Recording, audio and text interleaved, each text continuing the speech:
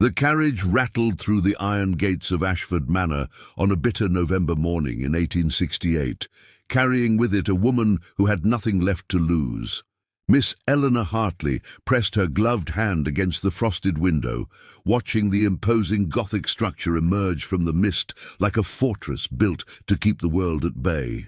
She had come to tame wild children, they said. But as the great oak doors swung open to reveal a man standing in the shadows, tall, scarred, and radiating a grief so profound it seemed to darken the very air around him, Eleanor realized she had walked into something far more dangerous than unruly offspring. The Duke of Ashford's eyes met hers for a single searing moment, and in that instant she understood. This house held secrets that could destroy her or save them all. If you're listening to this story, don't forget to click the like button, subscribe to the channel, and tell me in the comments from which part of the world you're listening to this story. I want to know how far it has traveled. Eleanor Hartley had always known her life would be one of service. Born the youngest daughter of a country vicar in Derbyshire, she had been raised on modest means, good books, and the understanding that her intelligence, while considerable, would never be her ticket to security. That distinction belonged to beauty and fortune, neither of which she possessed in abundance. At 24, she was considered past the bloom of youth by society's cruel standards, though her clear grey eyes and the determined set of her jaw suggested a woman who had made peace with her circumstances. She had spent the past 6 years as a governess in respectable households, teaching young ladies their French verbs and watercolor techniques, always maintaining the invisible line between servant and family. It was a lonely existence, belonging nowhere, but it was honest work. When her previous employer, Mrs. Pemberton of Bath, had passed away suddenly, Eleanor found herself adrift once more, scanning the advertisements in the Times for her next position. The advertisement for Ashford Manor had been unusual. Governess required for 2 children, ages 8 and 10, must possess exceptional patience, firm discipline, and an unshakable constitution. Previous governesses need not apply. Generous salary. Inquire with Mrs. Dawson, housekeeper, Ashford Manor, Yorkshire. The warning about previous governesses should have given her pause, but the salary offered was nearly double what she had earned before. Desperation, Eleanor had learned, made one remarkably brave. The journey north had taken 2 days, and with each mile the landscape had grown wilder, the villages smaller, the sky greyer. Yorkshire in November was a study in bleakness, all windswept moors and skeletal trees. When the hired coach finally deposited her at the village of Ashford-on-the-Moor, the innkeeper's wife had crossed herself upon hearing Eleanor's destination. "Ashford Manor, miss. You're certain?" The woman's weathered face had creased with concern. "They've had 7 governesses in 18 months. 7! Not a one lasted more than a fortnight." Eleanor had lifted her chin. "Then perhaps I shall be the 8th who stays." Now, standing in the cavernous entrance hall of Ashford Manor, Eleanor wondered if pride had led her astray. The house was magnificent in its Gothic grandeur, vaulted ceilings, dark wood panelling, and portraits of stern-faced ancestors staring down from the walls. But there was something oppressive about it, as if the very stones were weighted with sorrow. The air smelled of beeswax and something else, something indefinable. Neglect, perhaps, or grief. Mrs. Dawson, the housekeeper, was a woman of perhaps 50, with steel-grey hair pulled back in a severe bun and eyes that assessed Eleanor with the precision of a military general. "You're younger than I expected," she said without preamble, "and smaller. The children are formidable." "I have managed formidable children before, Mrs. Dawson. Not like these, I'll wager." The housekeeper's expression softened slightly. "But you've kind eyes. That may count for something. Come, I'll show you to your room. His Grace is away on estate business, but he'll want to meet you at dinner." Eleanor's room was in the east wing, a modest but comfortable chamber with a view of the gardens, or what had once been gardens. Now they were overgrown, wild roses strangling the trellises, paths disappearing beneath weeds.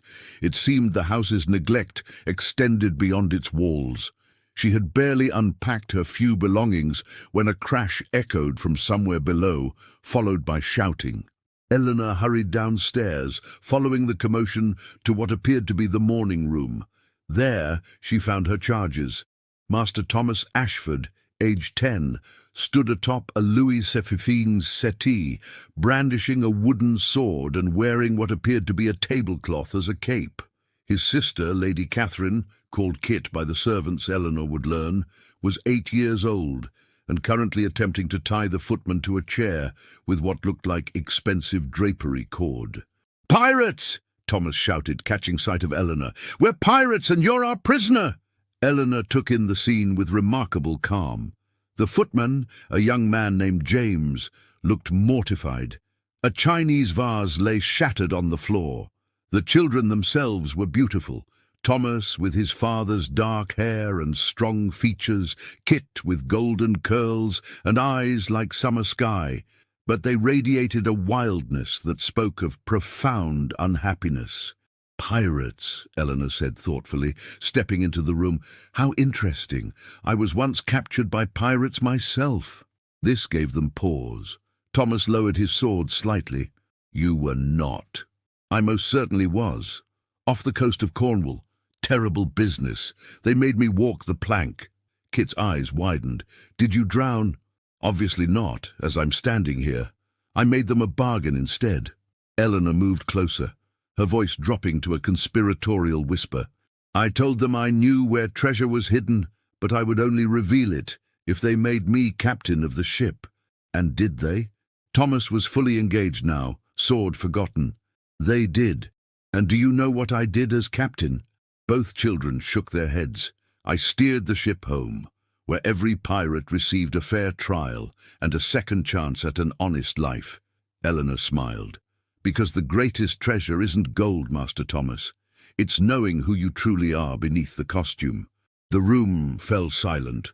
Then slowly, Thomas climbed down from the settee. Kit released the footman, who fled gratefully. Eleanor knelt to examine the broken vase, her heart sinking at its obvious value. "Our mother liked that vase," Kit said softly. "She brought it back from London. Your mother had excellent taste. Perhaps we might collect the pieces and see if they can be mended. Some broken things can be made whole again with patience and care." She looked up to find both children staring at her with an intensity that was unsettling. They were testing her, she realized. Every governess before her had likely scolded, punished, or fled. Eleanor was offering something different, understanding. "Will you really stay?" Thomas asked. And beneath the bravado, she heard the question he was truly asking. "Will you leave us too?" "I intend to try," Eleanor said honestly, "if you'll have me." The afternoon passed in a tentative truce. Eleanor learned that the children's mother, the Duchess of Ashford, had died 2 years prior in a riding accident. Their father, the Duke, had retreated into his grief and his work, leaving the children to run wild under the care of a succession of governesses who couldn't manage them. The household staff walked on eggshells. The house itself seemed to be holding its breath. And the children, these beautiful wounded children, were crying out for attention in the only way they knew how.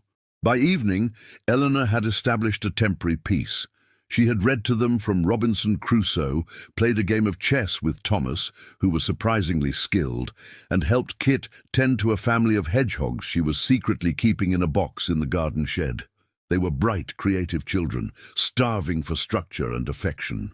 Mrs. Dawson appeared at 6 o'clock. "His Grace has returned. He'll see you in his study before dinner, Miss Hartley." Eleanor's stomach tightened with nerves. She changed into her best dress, a simple grey wool that had seen better days, and made her way to the study in the west wing. She knocked, heard a curt "enter," and stepped inside. The Duke of Ashford stood with his back to her, staring out the window at the darkening moors. He was tall, perhaps 35, with broad shoulders and dark hair that curled slightly at his collar. When he turned, Eleanor's breath caught. He was devastatingly handsome, but it was a beauty marked by suffering. A scar ran from his left temple to his jaw, pale against his tanned skin, a souvenir from the same riding accident that had killed his wife, she would later learn.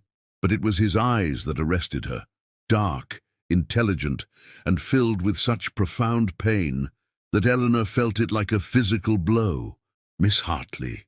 His voice was deep, cultured, and utterly devoid of warmth.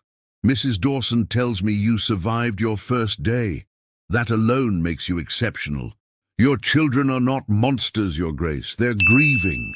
Something flickered in his expression, surprise, perhaps, or anger. You've been here 6 hours and presume to understand my children. I presume to understand grief, Your Grace. I lost my own mother when I was Kit's age. The pain makes you want to break things, to see if the world will finally pay attention. The Duke was silent for a long moment, studying her with an intensity that made Eleanor's cheeks warm. Finally, he spoke. You'll find I'm not an easy man to work for, Miss Hartley. I have expectations. The children will have proper lessons, proper discipline, proper comportment. They are an Ashford, and they will behave as such. They're children first, Your Grace. Perhaps if they're allowed to be children, truly be children, with guidance and affection, the proper behavior will follow naturally. Affection. He said the word as if it were foreign. I implore you to educate them, not coddle them. With respect, Your Grace, education without compassion is merely training. Your children need more than a trainer. The Duke's jaw tightened, and for a moment Eleanor thought she had gone too far, that she would be dismissed before she'd even properly begun. But then, unexpectedly, his expression softened almost imperceptibly. You're either very brave or very foolish, Miss Hartley. I haven't decided which. He turned back to the window. You'll dine in the nursery with the children. That will be all. Eleanor was dismissed. As she reached the door, his voice stopped her. Miss Hartley, the vase they broke today was a wedding gift from my wife's mother. It was precious to her. Eleanor's heart ached at the carefully controlled emotion in his voice. I've collected all the pieces, Your Grace. I know an excellent craftsman in the village who specializes in restoration. If you'll permit me, I'll take it to him tomorrow. Some broken things can be mended. She didn't wait for his response, but as she closed the door, she could have sworn she heard him whisper, "Can they?" That night, lying in her narrow bed, Eleanor stared at the ceiling and wondered what she had gotten herself into. This was no ordinary household, and the Duke of Ashford was no ordinary employer. He was a man trapped in his own fortress of grief, and his children were paying the price. But Eleanor Hartley had never been one to shy from a challenge. She had come to Ashford Manor to be a governess, but perhaps, just perhaps, she was meant to do something more. Perhaps she was meant to help heal a broken family, to bring light back into this house of shadows. She fell asleep thinking of the Duke's scarred face and wounded eyes, unaware that her arrival had set in motion a transformation that would change all their lives forever. The first weeks at Ashford Manor passed in a careful dance of progress and setbacks. Eleanor established routines, morning lessons in mathematics and literature, afternoon walks for natural science, evenings for music and art. Thomas proved to have a keen mind for strategy and history, while Kit possessed an artist's eye and a naturalist's curiosity. Slowly, tentatively, they began to trust her. The Duke, however, remained a distant figure. Eleanor saw him only at their weekly progress meetings, brief encounters in his study where he listened to her reports with polite detachment, asked perfunctory questions, and dismissed her with barely concealed disinterest. He was a ghost in his own home, rising before dawn to manage the estate, taking meals in his study, retiring late to his chambers.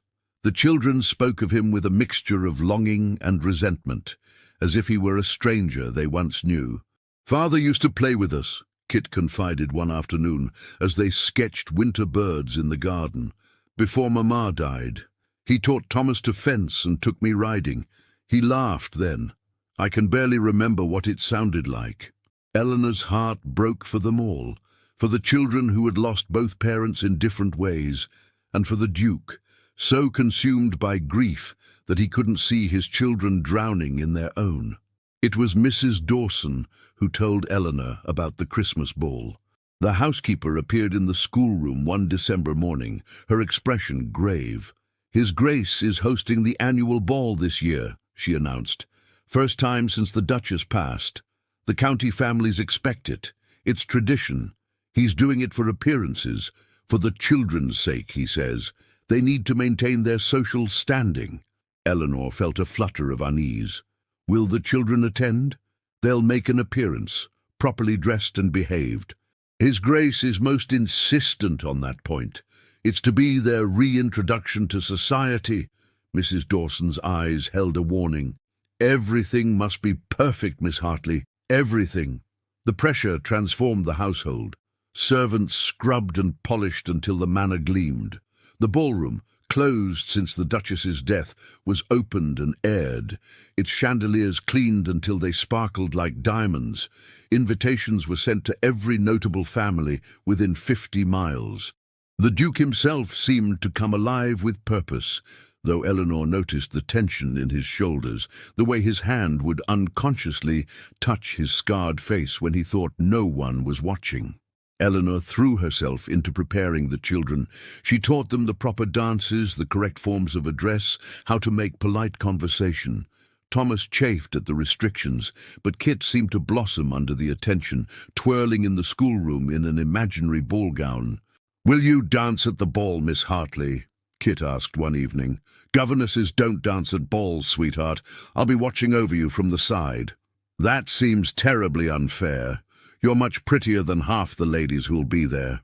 Eleanor laughed, touched by the child's loyalty. "You're kind, but there are rules about these things. I'm staff, not family." What Eleanor didn't anticipate was how the ball would force her into proximity with the Duke. 3 days before the event, he summoned her to the ballroom to observe the children's dancing.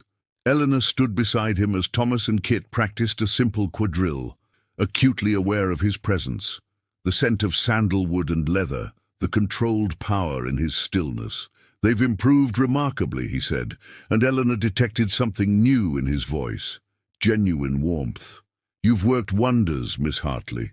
They're wonderful children, Your Grace. They only needed someone to believe in them." He turned to look at her then, really look at her, and Eleanor felt the full force of his attention like a physical touch. "You speak of them with such affection. Most governesses maintain professional distance. I'm not most governesses." "No," he said softly, "you're not." The moment stretched between them, charged with something Eleanor couldn't name. Then Kit stumbled, and the spell broke.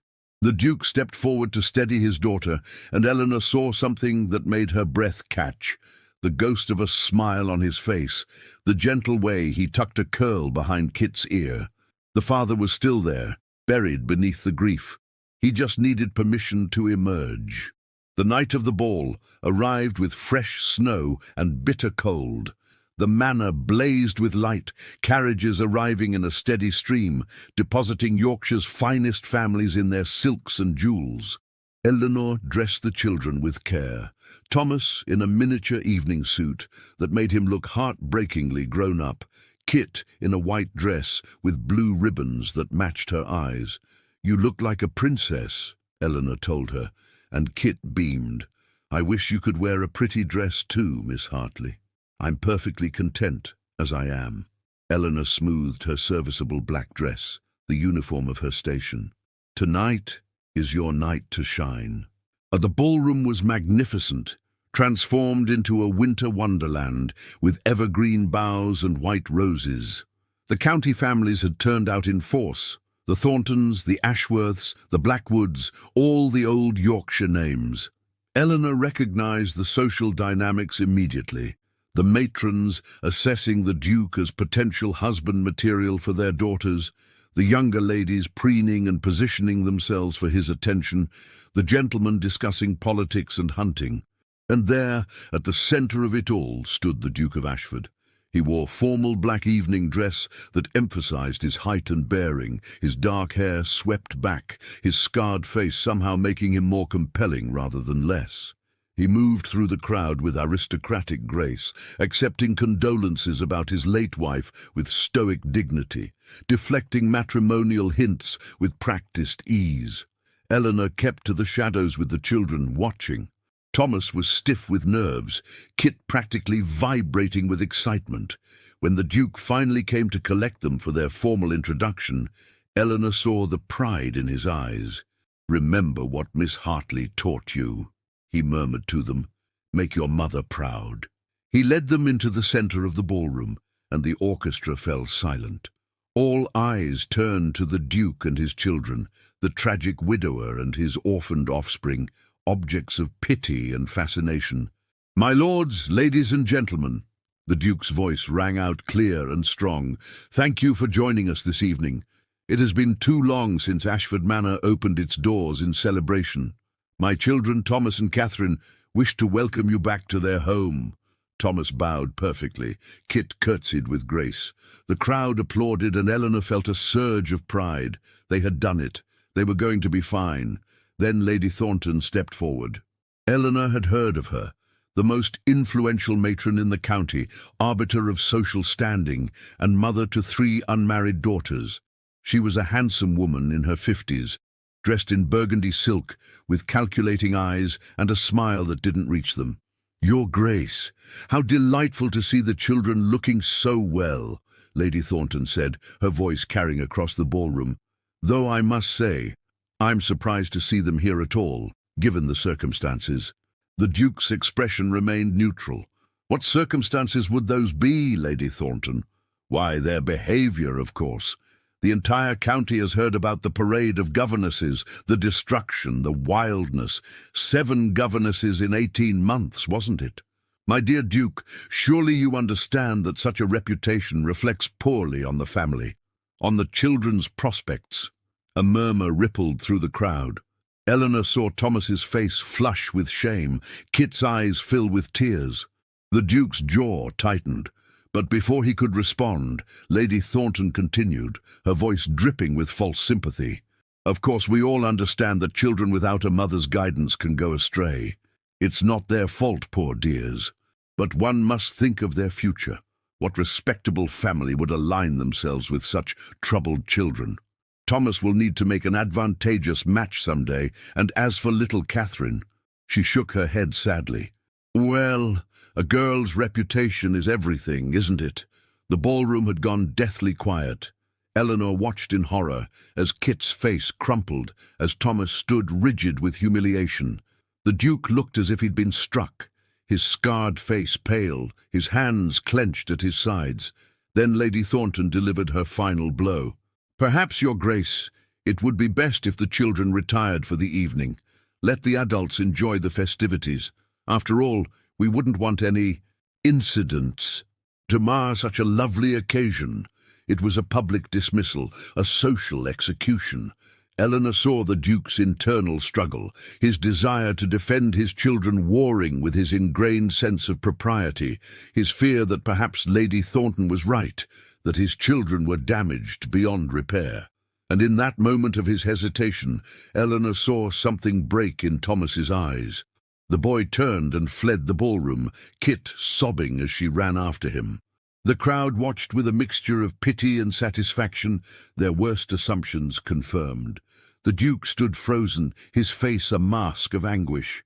Lady Thornton smiled triumphantly, already turning to her daughters. "Now then, shall we have some proper dancing? Your Grace, I believe my eldest, Arabella, would be delighted to partner with you for the first waltz." Eleanor didn't think. She simply moved. She walked straight across the ballroom floor, ignoring the gasps and whispers, and stopped directly in front of Lady Thornton. "You're wrong," Eleanor said clearly, her voice carrying in the silence. "Those children are not troubled. They're grieving. There's a difference." Lady Thornton's eyes widened with outrage. "How dare you? Who are you to address me?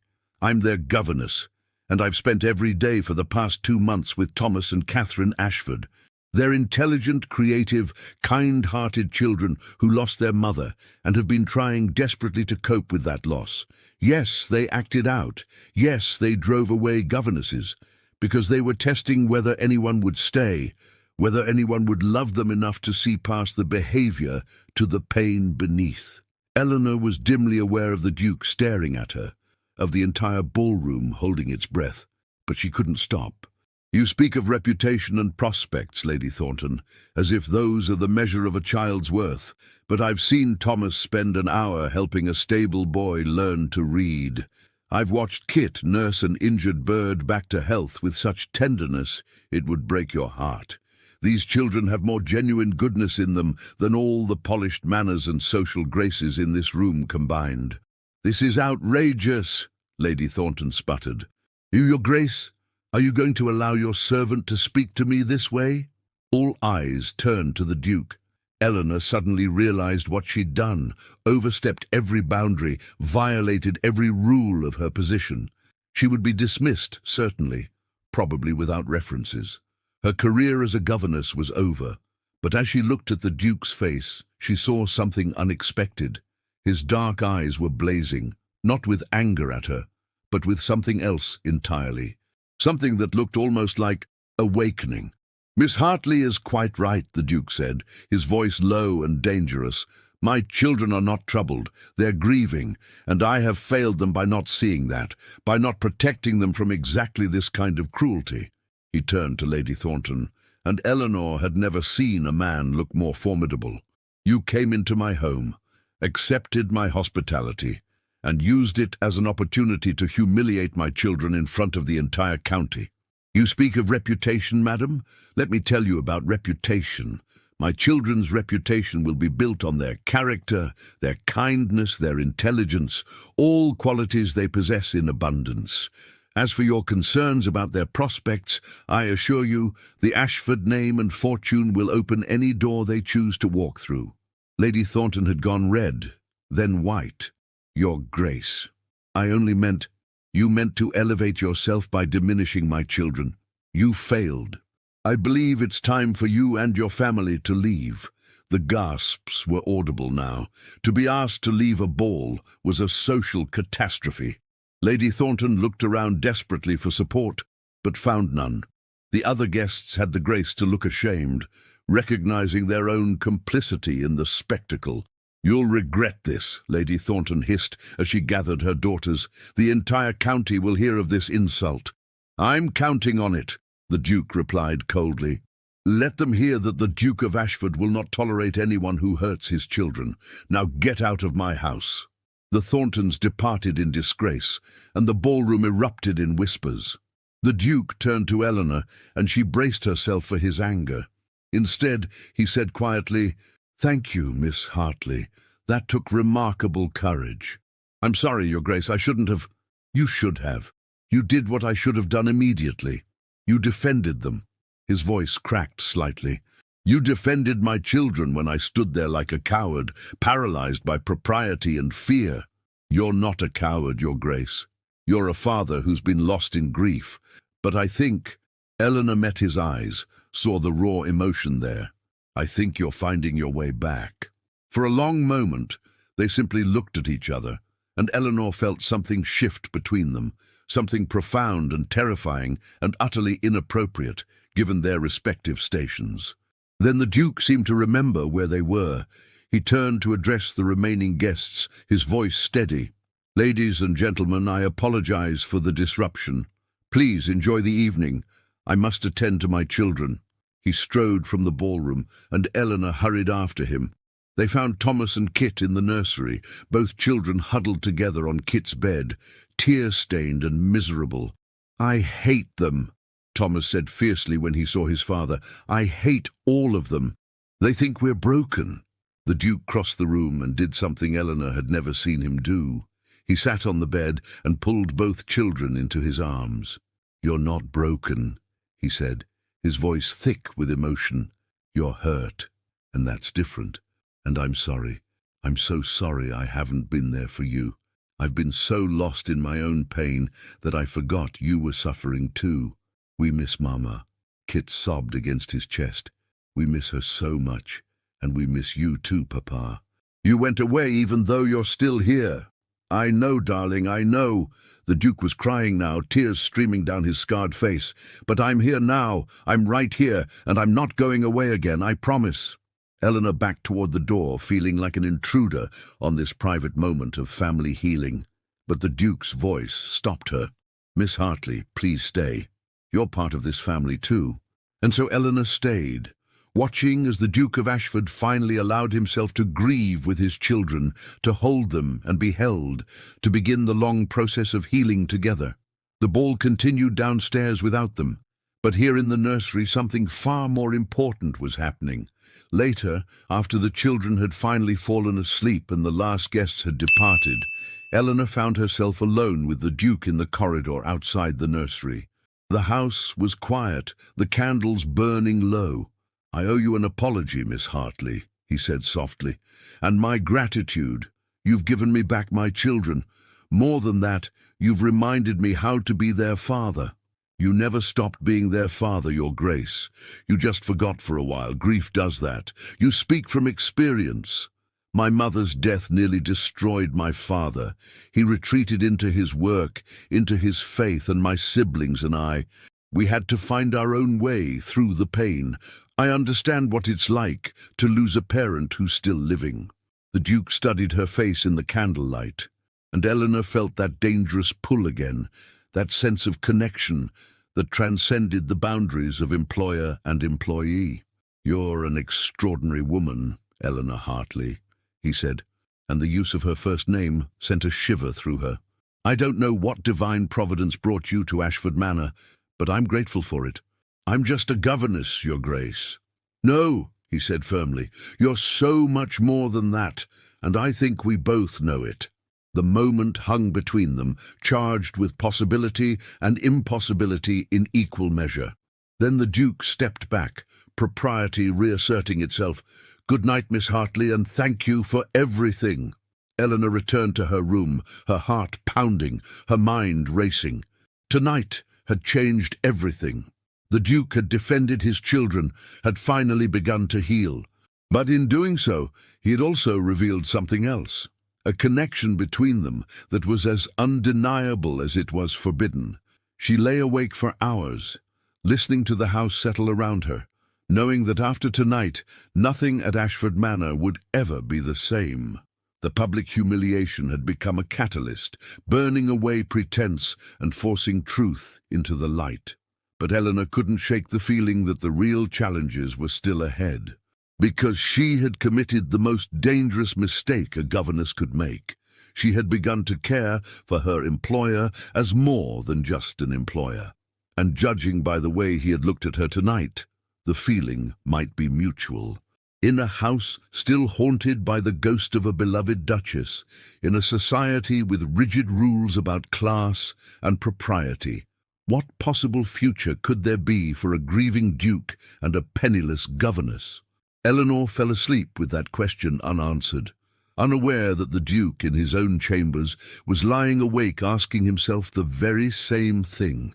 The morning after the ball dawned cold and bright, the winter sun glinting off fresh snow that had fallen during the night.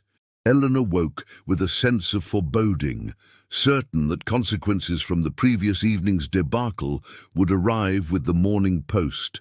She dressed quickly and went to check on the children, finding them still asleep, their faces peaceful in repose.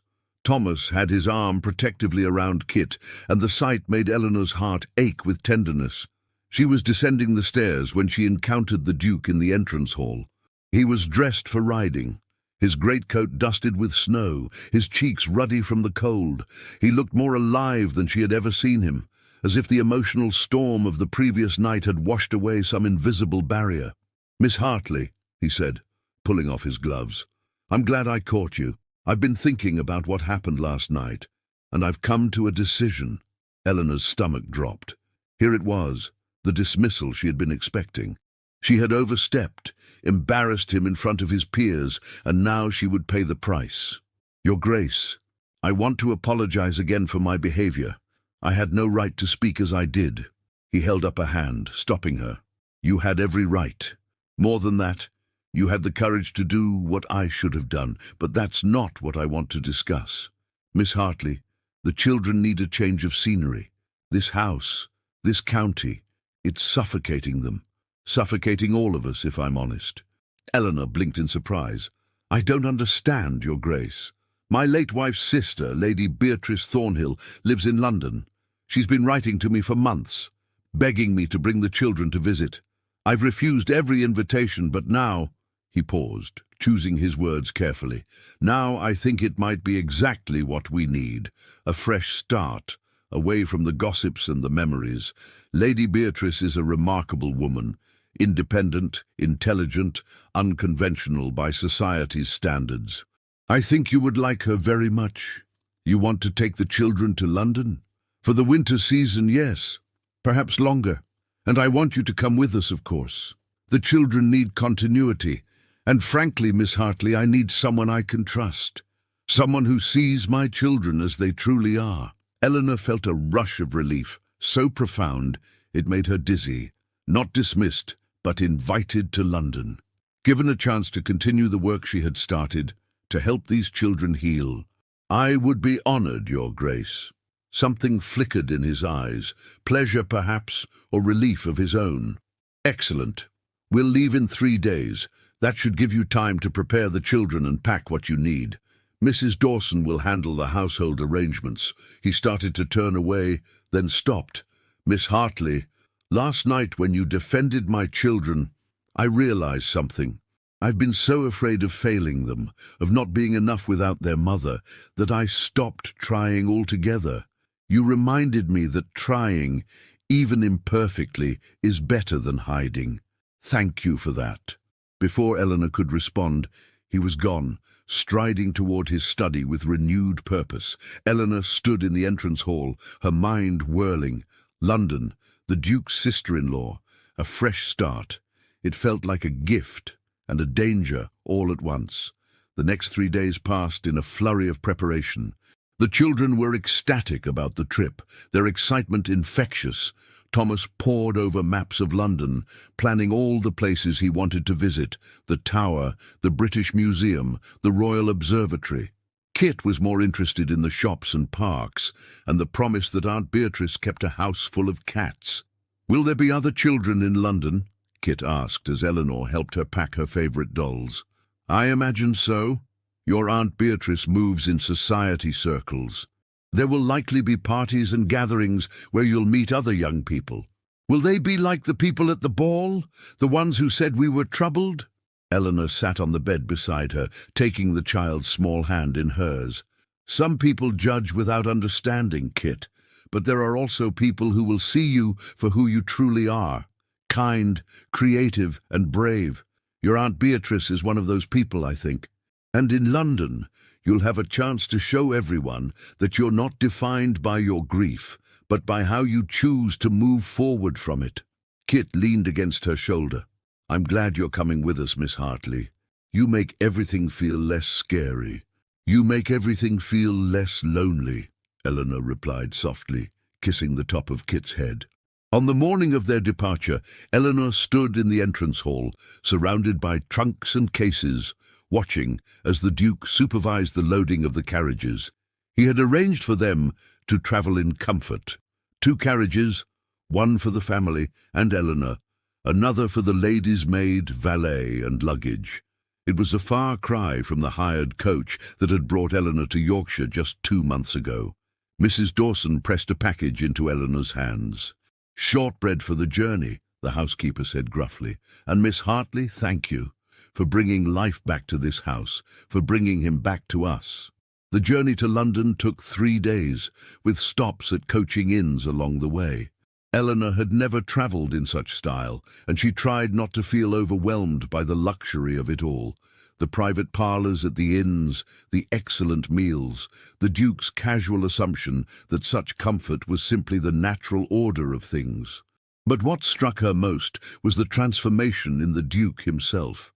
Away from Ashford Manor and its ghosts, he seemed to shed years of grief. He played word games with the children during the journey, pointed out landmarks, told stories about his own childhood travels. Eleanor watched him come alive and felt her own dangerous feelings deepen with every smile, every laugh, every moment of unguarded joy. On the second evening, after the children had gone to bed at the inn, Eleanor found herself alone with the Duke in the private parlour. He was standing by the fire, a glass of brandy in his hand, staring into the flames. "May I ask you something, Miss Hartley?" he said without turning. "Of course, Your Grace. Why did you become a governess, a woman of your intelligence and education? Surely there were other paths available to you." Eleanor considered her answer carefully. "My father is a vicar with 5 children and a modest living. There was no money for dowries, no family connections to secure advantageous marriages. My choices were to be a burden on my family, to marry whoever would have me regardless of compatibility, or to make my own way in the world. I chose independence. Do you regret it?" "Sometimes," she admitted. "It's a lonely life, belonging nowhere. Not quite a servant, not quite family, always on the outside looking in. But it's honest work, and it's mine. I answer to no one but myself and my employers." The Duke turned to face her, his expression thoughtful. "You're wrong about one thing, Miss Hartley. You're not on the outside at Ashford Manor. My children love you, and I—" He paused, seeming to struggle with his words. "I value you more than I can properly express." The air between them felt charged, dangerous. Eleanor knew she should excuse herself, retreat to the safety of her room, but she couldn't seem to move. "Your Grace, Sebastian," he said quietly, "when we're alone, away from the servants and society, would you call me Sebastian? Just once, I'd like to hear my name spoken without the weight of title and expectation." It was wildly inappropriate, a line that, once crossed, could never be uncrossed. But Eleanor found herself whispering, "Sebastian." He closed his eyes as if in pain or pleasure. "Thank you. You have no idea how long it's been since I felt like a man rather than a title, since someone saw me rather than the Duke of Ashford." "I see you," Eleanor said softly. "I see a father who loves his children, a man trying to find his way through grief, a person who's stronger than he knows." When he opened his eyes, the intensity in them made Eleanor's breath catch. "And I see you, Eleanor. Not a governess, not a servant, but a woman of remarkable courage and compassion. A woman who walked into a broken household and began to heal it through sheer force of will and kindness." They stood there, the fire crackling between them, the rest of the inn quiet around them. Eleanor knew that something was shifting, that they were teetering on the edge of something that could destroy them both. A duke and a governess. It was impossible, forbidden, a scandal waiting to happen. "I should retire," Eleanor said, though she didn't move. "It's late and we have another long day of travel tomorrow." "Yes," Sebastian agreed, but he didn't move either. "Eleanor, I need you to know, whatever happens in London, whatever society says or thinks, you have my protection, my respect. You're not just an employee to me, you're important." "You're important to me too," Eleanor whispered. And then, before she could lose her courage, she fled to her room. She lay awake for hours, her heart racing, replaying every word, every look. She was falling in love with the Duke of Ashford, with Sebastian, and it was the most foolish, dangerous thing she had ever done. They arrived in London on a grey afternoon, the city sprawling and chaotic after the quiet of Yorkshire. Lady Beatrice Thornhill's townhouse was in Mayfair, an elegant Georgian building with black railings and window boxes that would bloom with flowers in spring. Lady Beatrice herself was waiting on the steps, and Eleanor liked her immediately. She was perhaps 40, with auburn hair going silver at the temples, intelligent green eyes, and a warm smile that reached those eyes. She wore a fashionable but practical dress in deep blue, and when she embraced the Duke, there was genuine affection in the gesture. "Sebastian, finally! I'd almost given up hope of seeing you again." She turned to the children, kneeling despite her fine dress. "And you must be Thomas and Kit. My goodness, you've grown. I haven't seen you since you were tiny things. Come here and let me look at you properly." The children, usually shy with strangers, responded to her warmth immediately. Kit threw her arms around her aunt's neck, and Thomas managed a genuine smile. Then Lady Beatrice's eyes fell on Eleanor. "And you must be the famous Miss Hartley. Sebastian's letters have been full of your praises." Eleanor felt her cheeks warm. "Your ladyship is too kind." "Not at all. Any woman who can manage my nephew and niece and get my stubborn brother-in-law out of that gloomy manor deserves a medal. Come inside, all of you. I've had rooms prepared, and cook has made enough food to feed an army." The townhouse was beautiful, smaller than Ashford Manor, but filled with light and colour. Books lined the walls, paintings hung in cheerful profusion.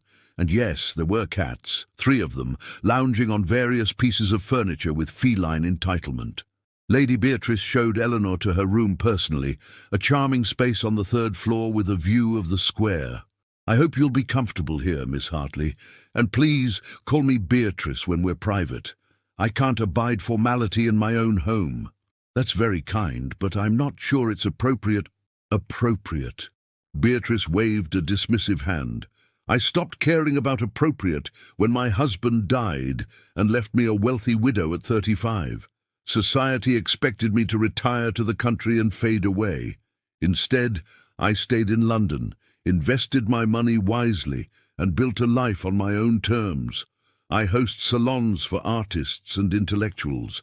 I support women's education, and I refuse to apologize for any of it."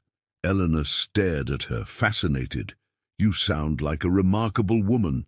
"I'm a free woman, Miss Hartley, which is the next best thing. And I suspect you understand that better than most." Beatrice's eyes were shrewd, but kind. "Sebastian told me what happened at the ball, how you defended the children. That took courage. It was nothing. It was everything. Those children have been drowning, and Sebastian has been too lost in his own grief to see it. But you saw it. You threw them a lifeline." Beatrice paused, then added carefully, "And I think you may have thrown Sebastian one too." Eleanor's heart skipped. "I don't know what you mean." "Don't you? My dear, I've known Sebastian since he married my sister 15 years ago. I watched him fall in love with Catherine, watched him become a devoted husband and father, and I watched him die inside when she was killed.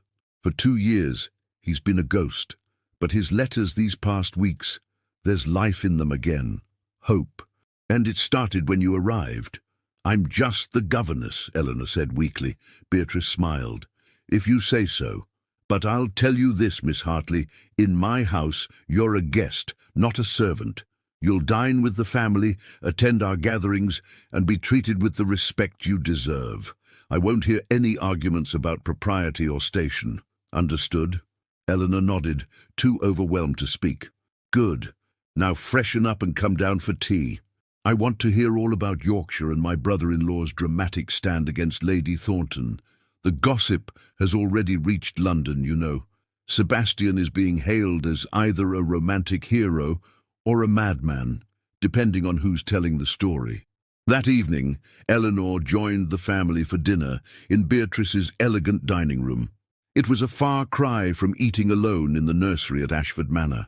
The conversation flowed easily, with Beatrice drawing out the children's interests and making them laugh with stories of London life. "Tomorrow, I thought we might visit the British Museum," Beatrice suggested. "Thomas, you'll love the Egyptian antiquities. And Kit, there's a new exhibition of natural history specimens that includes the most beautiful butterflies." "Could Miss Hartley come too?" Kit asked immediately. "Of course. I'm counting on Miss Hartley to keep me from getting lost. I have a terrible sense of direction." After dinner, while the children played with the cats in the drawing room, Beatrice invited Eleanor and Sebastian to her private study. It was a cosy room lined with books, with a fire crackling in the grate, and comfortable chairs arranged for conversation. "Sebastian, I want to talk to you about the children's social introduction," Beatrice began, pouring sherry for them all. "London society can be cruel, as you well know, but it can also be forgiving, especially if we're strategic." "What do you suggest?" Sebastian asked, accepting his glass. "Small gatherings first. I'll host a tea for some of my friends, women who are intelligent and kind, who have children of their own. Let Thomas and Kit meet other young people in a safe environment.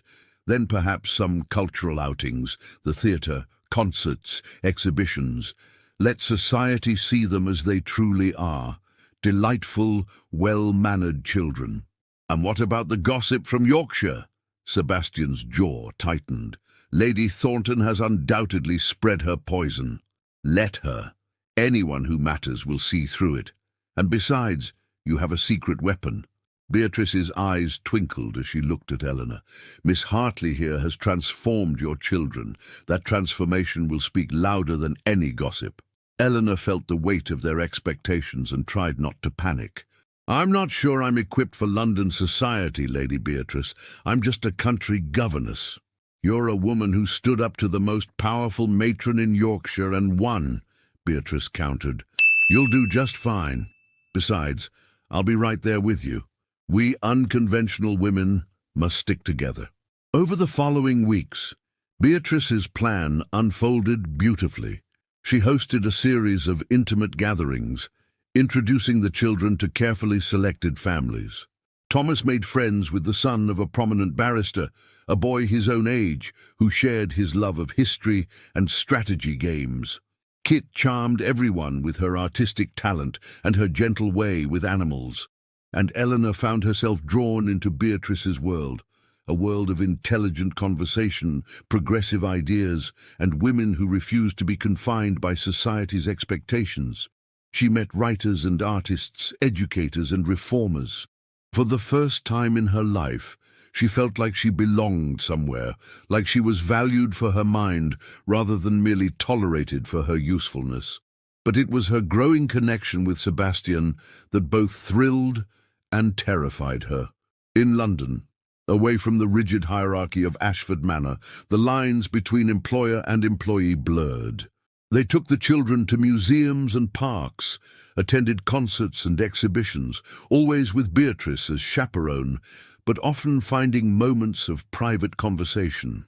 One afternoon at the British Museum, while the children explored the Greek antiquities with Beatrice, Sebastian and Eleanor found themselves alone in the manuscript room. Look at this, Sebastian said, pointing to an illuminated medieval text. The patience it must have taken to create something so beautiful. Each letter a work of art.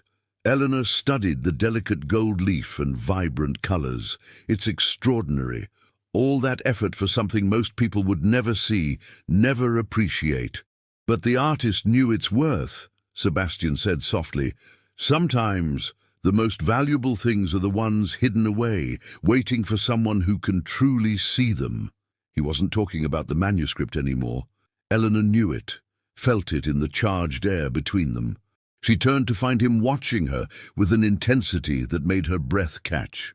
Sebastian, we can't— I know, he said quietly. Believe me, I know. But Eleanor, I can't pretend anymore. I can't pretend that you're just the governess, that what I feel for you is merely gratitude or respect. You've awakened something in me I thought died with Catherine. You've made me want to live again, not just exist. Eleanor's heart was pounding so hard she thought it might burst. I feel it too, she whispered. But it's impossible. You're a duke, I'm a governess. Society would never accept it. Your children would suffer for it. Would they?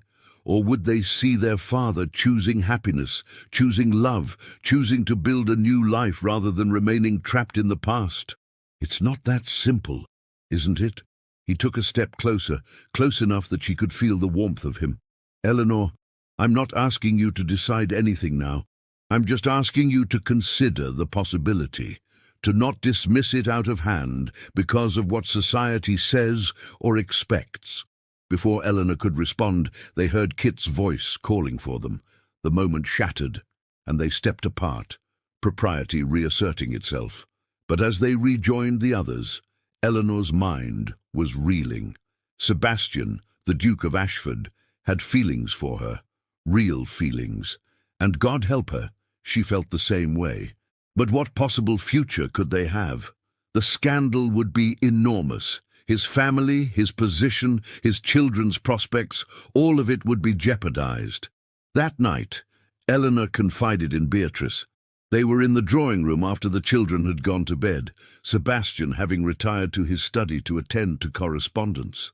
"He told you he has feelings for you," Beatrice said. It wasn't a question. Eleanor nodded miserably. "How did you know?" "My dear girl, I've been watching the two of you circle each other for weeks. The way he looks at you when he thinks no one's watching, the way you light up when he enters a room. It's rather beautiful, actually." "It's rather impossible," Eleanor corrected. "Lady Beatrice, I'm a vicar's daughter, with no fortune, no connections, no prospects. He's a duke. The scandal alone would destroy him. Would it? Or would it simply separate the true friends from the social climbers?" Beatrice leaned forward, her expression serious. "Eleanor, may I tell you something about my sister? Catherine was a wonderful woman, and Sebastian loved her deeply. But theirs was an arranged marriage, made for all the right reasons: family, fortune, social standing. They grew to love each other, yes, but it wasn't a grand passion. It was comfortable, suitable, appropriate." She paused, choosing her words carefully. "What I see between you and Sebastian is different. It's a meeting of minds and hearts. It's two people who see each other truly and choose each other anyway. That's rare, Eleanor, precious, and I think it would be a tragedy to dismiss it simply because society says it's not appropriate. But the children adore you. They're happier than they've been in 2 years. Do you really think they would resent their father finding love again, especially with someone they already love?" Eleanor wanted to believe it, wanted to believe that love could conquer social barriers, that happiness was possible. But years of living on society's margins had taught her caution. "I don't know what to do," she admitted. Beatrice smiled gently. "Then don't do anything yet. Just be open to the possibility. Let this unfold naturally. And trust that sometimes the most unconventional choices lead to the greatest happiness."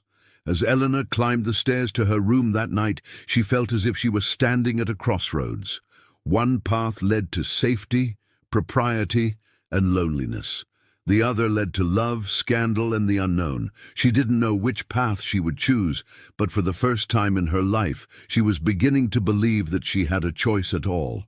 Spring arrived in London with a flourish of green leaves and blooming flowers, transforming the city's parks into gardens of colour and life. The Ashford household had settled into a comfortable rhythm, mornings devoted to the children's lessons, afternoons to cultural excursions and social calls, evenings to family dinners and quiet conversation. Eleanor had never been happier, and that happiness terrified her, because with each passing day, her feelings for Sebastian deepened, and his for her, if the lingering glances and stolen moments were any indication. They had not spoken again of what had passed between them at the British Museum, but the awareness hummed between them constantly, a melody only they could hear. It was Beatrice who forced the issue into the open. 6 weeks into their London stay, she announced at breakfast that she was hosting a spring salon, a grand evening of music, poetry, and intellectual discourse with guests from across London's artistic and social circles. "And before you protest, Eleanor," Beatrice said, fixing her with a firm look, "you will attend as a guest, not as staff. I've already had a dressmaker send over several gowns for you to choose from. No arguments." Eleanor's cheeks flushed. "Lady Beatrice, I couldn't possibly—" "You can and you will. Sebastian, tell her." Sebastian looked up from his newspaper, his dark eyes warm. "I think it's an excellent idea. You've been working tirelessly with the children, Eleanor. You deserve an evening of enjoyment. And besides," he added with a slight smile, "I'd very much like to see you in something other than Governess Grey." The intimacy in his tone made Eleanor's heart skip. Kit clapped her hands in delight. "Oh yes, Miss Hartley, you'll look so beautiful. Will you wear your hair down?" "Certainly not," Eleanor said, trying to regain her composure. "That would be entirely inappropriate." "A compromise, then," Beatrice suggested with a mischievous glint. "Up," but with a few curls framing your face. Trust me, my dear, it's time London saw you as you truly are." The days leading up to the salon passed in a blur of preparation. Beatrice's townhouse was transformed. Additional chairs brought in for the music room, the dining room prepared for an elaborate supper, flowers arranged in every room. The guest list was impressive: artists and writers, politicians and reformers, and yes, some of London's more progressive aristocratic families. On the evening of the salon, Eleanor stood in her room, staring at her reflection with a mixture of wonder and disbelief. The dressmaker had outdone herself. The gown was a deep sapphire blue silk that brought out the grey of Eleanor's eyes and complemented her fair complexion. The neckline was modest but elegant, the sleeves fitted, the skirt falling in graceful folds. Beatrice's lady's maid had dressed Eleanor's hair in an intricate arrangement of braids and curls, with small white flowers tucked among the dark strands. She looked like someone else entirely, not a governess, but a lady, someone who might belong in Sebastian's world. "You look like a princess," Kit breathed from the doorway. She and Thomas had been allowed to stay up for the early part of the evening, and both children were dressed in their finest. "Hardly that," Eleanor said, but she couldn't suppress her smile. "Father's going to faint when he sees you," Thomas added with the brutal honesty of a 10-year-old. Eleanor's stomach fluttered with nerves. "Don't be silly, now come along, both of you. We should go down before the guests arrive." But when Eleanor descended the stairs, it was she who nearly fainted. Sebastian stood in the entrance hall, dressed in formal evening attire that emphasized his height and bearing. His dark hair was swept back, his scarred face somehow more handsome in the candlelight. When he looked up and saw her, he went completely still. "Eleanor," he breathed, and the way he said her name with such wonder, such longing, made her feel beautiful for the first time in her life. "Your Grace," she managed, acutely aware of the servants bustling around them. He climbed the stairs to meet her, offering his arm. "You look extraordinary," he said quietly, for her ears alone, "like starlight made flesh." "You're being ridiculous," Eleanor whispered, but her cheeks were warm with pleasure. "I'm being honest. Eleanor, Guests are arriving," Beatrice called from below, and the moment was broken. The salon was unlike anything Eleanor had experienced. Beatrice's drawing room filled with fascinating people. A celebrated poet who read from his latest work, a violinist who played with such passion that several ladies wept, a female physician who spoke eloquently about the need for women's medical education. Eleanor found herself drawn into conversations about literature and philosophy, her opinions sought and valued. And through it all, she was aware of Sebastian watching her. Not possessively, but with pride and something deeper, a recognition of her worth, her intelligence, her right to be in this space. It was during the interval, when guests were moving to the dining room for supper, that Eleanor encountered the first hint of trouble. A woman approached her, Lady Ashworth, one of the Yorkshire families who had attended the disastrous Christmas ball. "Miss Hartley, isn't it?" Lady Ashworth's smile was sharp. "How unexpected to see you here. I understood you were the Ashford governess." "I am," Eleanor said evenly. "Lady Beatrice was kind enough to invite me to attend this evening." "How progressive of her. Though I must say, it's rather unusual for a governess to socialize with her employers. One might almost think you were forgetting your place."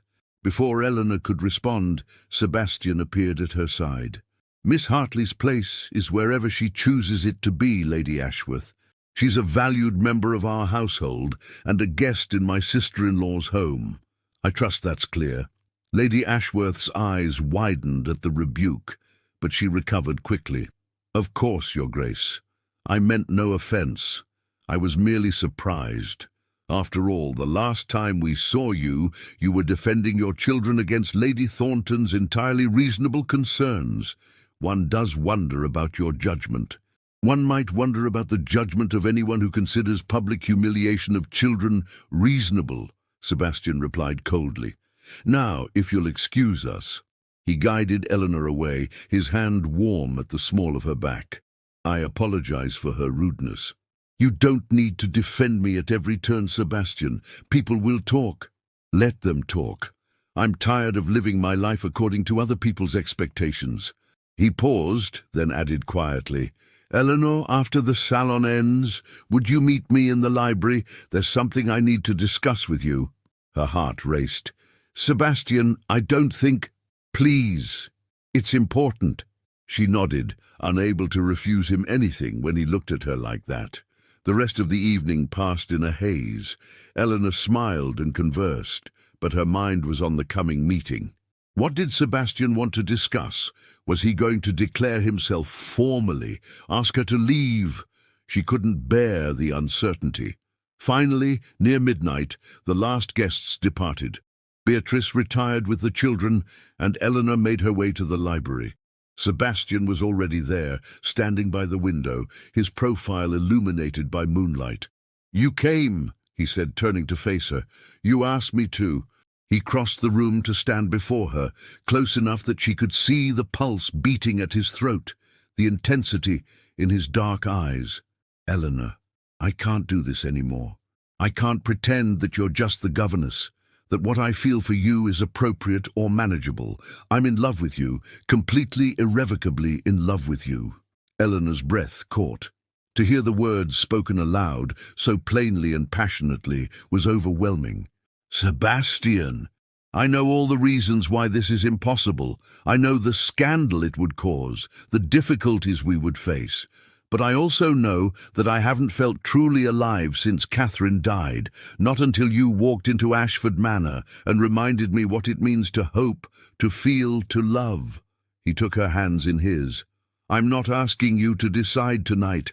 I'm just asking you to consider the possibility of a future together, as my wife." Eleanor felt tears spring to her eyes. "You're asking me to marry you?" "I'm asking you to think about it, to imagine what our life could be, you, me, the children, building something new together. I know it won't be easy. Society will be cruel, at least at first. But Eleanor, I believe we could be happy, truly happy, and I think the children would be overjoyed." "They would," Eleanor admitted, her voice breaking. "Sebastian, I love you too.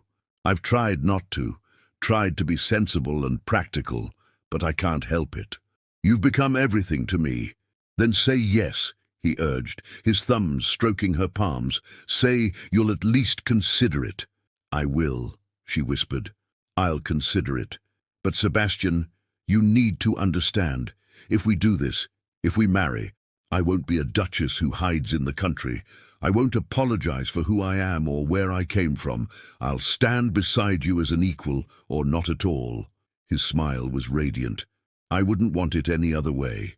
Eleanor Hartley, you are the strongest, most remarkable woman I've ever known. You don't need a title to be extraordinary. You already are." He leaned forward, and for one breathless moment, Eleanor thought he might kiss her. But propriety held. Barely. And instead he pressed his lips to her forehead, a gesture of tenderness and promise. "Think about it," he murmured against her skin, "and know that whatever you decide, you've already given me more than I thought possible. You've given me hope." Eleanor left the library in a daze, her heart singing and her mind racing. Sebastian loved her, wanted to marry her. It was everything she'd dreamed of and everything she'd feared. But the universe, it seemed, had other plans. The very next morning, as the household was breakfasting, a visitor was announced, one that made Sebastian's face go pale. "Lady Thornton is here?" he repeated to the butler. "From Yorkshire?" "Yes, Your Grace. She's in the drawing-room and insists on speaking with you immediately. She says it's a matter of utmost urgency regarding your family's reputation." Eleanor's stomach dropped. Lady Thornton, the woman Sebastian had publicly humiliated and expelled from his home, had followed them to London. This could only mean trouble. Sebastian rose, his jaw tight. "I'll see her. Beatrice, would you join me? Eleanor, please keep the children upstairs." But Eleanor could hear raised voices from the drawing-room as she ushered Thomas and Kit to the schoolroom. Lady Thornton's shrill tones carried through the house. Absolutely disgraceful. The entire county is talking about it. A duke consorting with his governess, treating her as an equal. It's unseemly, Your Grace, and it reflects poorly on your children. My relationship with Miss Hartley is none of your concern. Sebastian's voice was cold as ice. It's everyone's concern when a man of your position makes a spectacle of himself. And now I hear you were seen together at Lady Beatrice's salon, looking at each other like... Lady Thornton sputtered with indignation. Your Grace, I've come as a friend to warn you. If you continue down this path, if you actually consider marrying this woman, you'll be ostracized. Your children will be ostracized. Is that what you want? There was a long silence. Then Beatrice's voice, sharp and clear. Lady Thornton, I think you've said quite enough. My brother-in-law's personal life is his own affair, and frankly, I find your concern suspiciously convenient, given that you have 3 unmarried daughters and have been angling for a ducal match for years. How dare you? Lady Thornton gasped. I came here out of genuine concern. You came here to intimidate and manipulate. Beatrice cut her off. And it won't work. Now, I believe Sebastian asked you to leave his home once before. Allow me to extend the same courtesy. Get out of my house. Eleanor heard the sounds of Lady Thornton's furious departure, the slam of the front door. She waited, her heart pounding, wondering what would happen next. It was Thomas who broke the tension. Miss Hartley, is father going to marry you? Eleanor turned to find both children staring at her with wide eyes. There was no point in lying. He's asked me to consider it. But Thomas, Kit, you need to understand. If we did marry, it would cause a scandal. People would say unkind things. It might affect your prospects, your place in society. I don't care about society, Kit said fiercely. I care about father being happy. And you make him happy. You make all of us happy. We want you to be our mother, Thomas added, his young face serious. Our real mother is gone, and we'll always love her. But you're here, and you love us, and we love you. Isn't that what matters? Eleanor felt tears streaming down her face. Oh, my darlings, you have no idea how much that means to me. Then say yes, Kit urged. Please say yes. Before Eleanor could respond, Sebastian appeared in the doorway. His face was drawn, but when he saw her with the children, something softened in his expression. May I speak with Miss Hartley alone? He asked gently. The children reluctantly left, and Sebastian closed the door behind them. You heard Lady Thornton. Most of the house heard Lady Thornton. He smiled slightly at that, but it faded quickly. She's right about one thing. If we marry, there will be scandal. The gossip has already started, apparently. People are watching us, judging us, and it will get worse before it gets better. I know. But Eleanor, I also know this. I don't care. I've spent 2 years living in the shadows, afraid to feel, afraid to hope. You brought me back to life. You gave me back my children. And I'll be damned if I let people like Lady Thornton dictate my happiness. He crossed to her, taking her hands. So I'm asking you again, more formally this time, Eleanor Hartley, will you do me the extraordinary honor of becoming my wife? Eleanor looked into his eyes, those dark, wounded, hopeful eyes, and knew there was only one answer she could give. The answer her heart had known from the moment he'd first smiled at his children, from the moment he'd defended them at the ball, from the moment he'd looked at her and seen not a governess, but a woman worthy of love. Yes, she whispered. Yes, Sebastian, I'll marry you. His smile was like the sun breaking through clouds. He pulled her into his arms, holding her close, and Eleanor felt the rightness of it in her bones. This was where she belonged. Not as a governess, not as an outsider, but as a partner, a mother, a wife. We'll face the scandal together, Sebastian murmured into her hair. We'll weather the gossip and the judgment, and we'll build a life based on love and truth, not on what society expects. Together, Eleanor agreed, her arms tight around him. They stood there for a long moment, holding each other, gathering strength for the battles ahead, because they both knew that Lady Thornton's visit was just the beginning. The real test would come when they announced their engagement publicly, when London society had to decide whether to accept or reject the Duke who had chosen love over propriety. But for now, in this moment, they had each other. And that, Eleanor thought, was enough to face anything. When they finally emerged from the schoolroom, they found Beatrice waiting in the hallway, a knowing smile on her face. "I take it congratulations are in order." "We're engaged," Sebastian confirmed, his arm around Eleanor's waist. Beatrice embraced them both. "I'm so happy for you. And don't worry about Lady Thornton or anyone like her. We'll handle this strategically. A proper announcement, a respectable engagement period, and by the time you marry, society will have moved on to the next scandal. Or they'll have ostracized us completely," Eleanor said wryly. "Then we'll be ostracized together," Beatrice replied firmly. "You're family now, Eleanor, and the Thornhills and Ashfords don't abandon family." That evening they told the children officially. Thomas and Kit's joy was unrestrained. They cheered and hugged Eleanor and declared it the best news ever. For the first time since their mother's death, they looked like children again, unburdened by grief and uncertainty. As Eleanor tucked Kit into bed that night, the little girl looked up at her with shining eyes. "Will we call you Mama now?" Eleanor's throat tightened with emotion. "If you'd like to, but there's no rush. We can take our time figuring out what feels right." "I'd like to," Kit said softly. "Is that okay? I mean, I still love my first mama, but I love you too." "That's more than okay, sweetheart. Love doesn't run out. There's always room for more." Eleanor kissed her forehead. "Sleep now. Tomorrow is a new beginning for all of us." As she left Kit's room, Eleanor found Sebastian waiting in the hallway. Without a word, he took her hand and led her to the library, where a fire burned low in the grate. "I have something for you," he said, reaching into his pocket. He pulled out a small velvet box and opened it to reveal a ring, a sapphire surrounded by diamonds, elegant and beautiful. "It was my grandmother's," Sebastian explained as he slipped it onto Eleanor's finger. "She was a remarkable woman, intelligent, independent, ahead of her time. She would have liked you very much." Eleanor stared at the ring, at the way it caught the firelight, at the symbol of promise and commitment it represented. "It's beautiful. You're beautiful, inside and out." Sebastian cupped her face in his hands. "Eleanor, I know the road ahead won't be easy, but I promise you this. I will stand beside you through every challenge. I will defend you against every slight. And I will love you for the rest of my life." "And I will love you," Eleanor replied, her voice steady despite the tears in her eyes.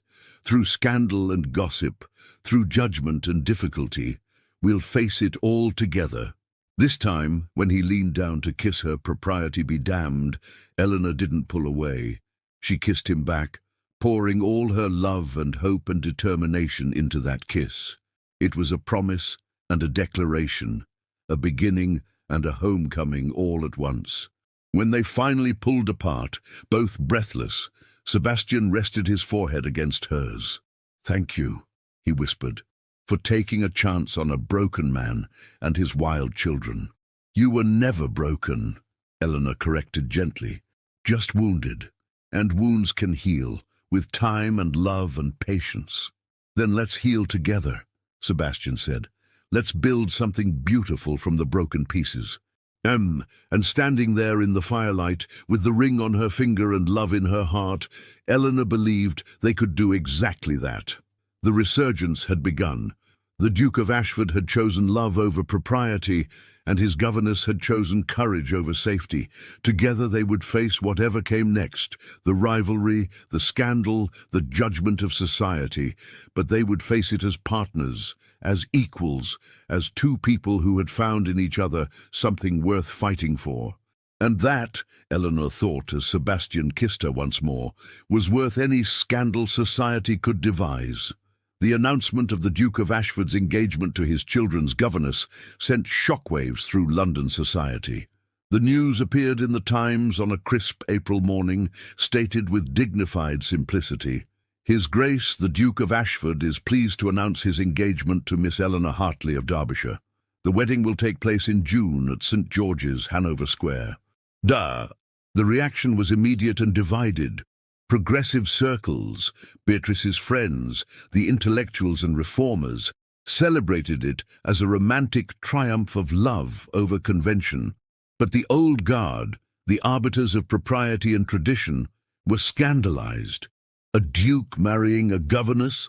It was unprecedented, unseemly, a betrayal of everything the aristocracy stood for. Eleanor woke the morning after the announcement to find Beatrice at her bedroom door, holding a stack of calling cards and invitations.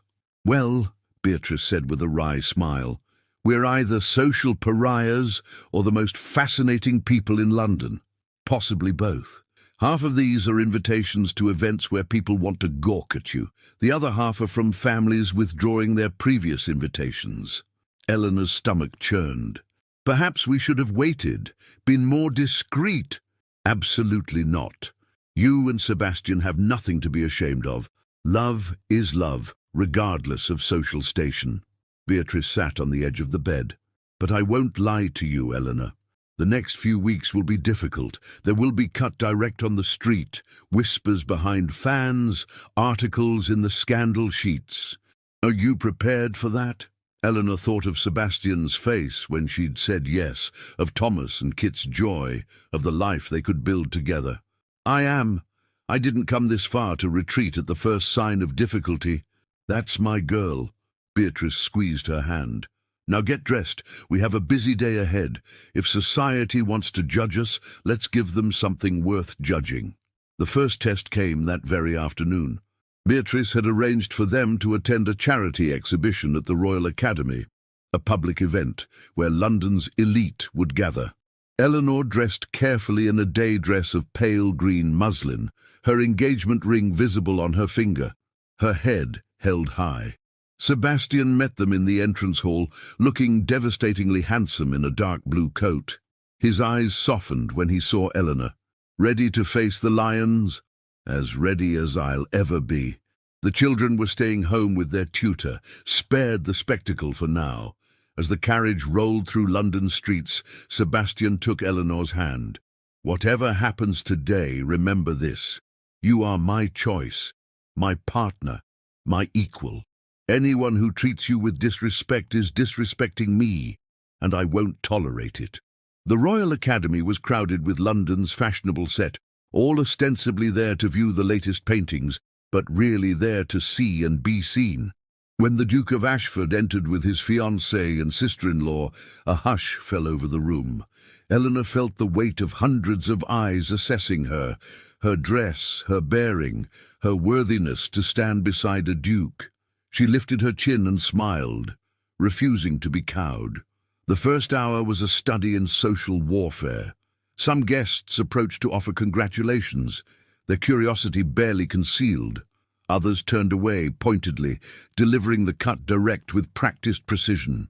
Eleanor felt each snub like a physical blow, but she maintained her composure, discussing the artwork with intelligence and grace. It was in the portrait gallery that they encountered Lady Thornton and her daughters. The woman's face twisted with vindictive satisfaction when she saw them. "Your Grace," she said with exaggerated courtesy. "And Miss Hartley, or should I say, the future Duchess. How remarkable. I do hope you're prepared for the responsibilities of such a position.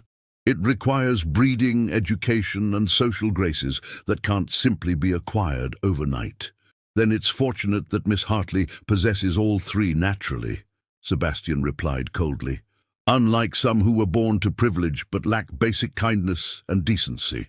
Lady Thornton's eldest daughter, Arabella, stepped forward. She was a beautiful girl of perhaps 20, with golden hair and cold blue eyes. "Father says you've made yourself a laughingstock, Your Grace. That you've thrown away your dignity for a woman who was literally in your employ. How can you expect society to accept such a mésalliance?" "I don't expect anything from society," Sebastian said, his voice dangerously quiet. "I expect respect for the woman I love, and if society can't provide that, then society can go to hell." The gasps were audible.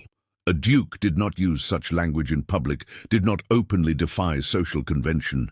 But Sebastian seemed beyond caring. He offered his arm to Eleanor. "Come, my dear, the air in here has become rather stifling." As they walked away, Eleanor heard Arabella's spiteful whisper, "She'll never truly be one of us. She'll always be the governess who got above herself." Eleanor's steps faltered, but Sebastian's hand tightened on hers. "Don't listen to her. She's jealous because she knows you have something she never will, genuine love and respect." They found refuge in a quieter gallery where Beatrice had strategically positioned herself with a group of her progressive friends. These women, writers, artists, educators, welcomed Eleanor warmly, engaging her in conversation about literature and social reform. For a blessed half-hour, Eleanor felt like herself again, valued for her mind rather than judged for her origins. But the respite was short-lived. As they prepared to leave, they encountered someone unexpected, Lord Pemberton, the son of Eleanor's previous employer. He was a man of perhaps 40, with kind eyes and a gentle manner. "Miss Hartley," he said, approaching with a warm smile, "I heard the news of your engagement. Please accept my congratulations. My mother always spoke so highly of you. She would have been delighted to see you so happy." Eleanor felt tears prick her eyes at the genuine kindness. "Thank you, Lord Pemberton. That means more than you know." He turned to Sebastian. "Your Grace, I hope you know what a treasure you've found. Miss Hartley was more than a governess to our family. She was a friend, a confidant, a woman of remarkable intelligence and compassion. You're a fortunate man." "I know it," Sebastian replied, his voice thick with emotion. "Thank you for saying so." As Lord Pemberton departed, Eleanor realized something important. Not everyone would judge them. There would be allies, supporters, people who saw beyond social convention to the truth of their love. It wouldn't be easy, but it would be possible. The following weeks brought a mixture of triumphs and trials. Some families embraced them, particularly those with progressive leanings or their own unconventional histories. Others remained coldly disapproving.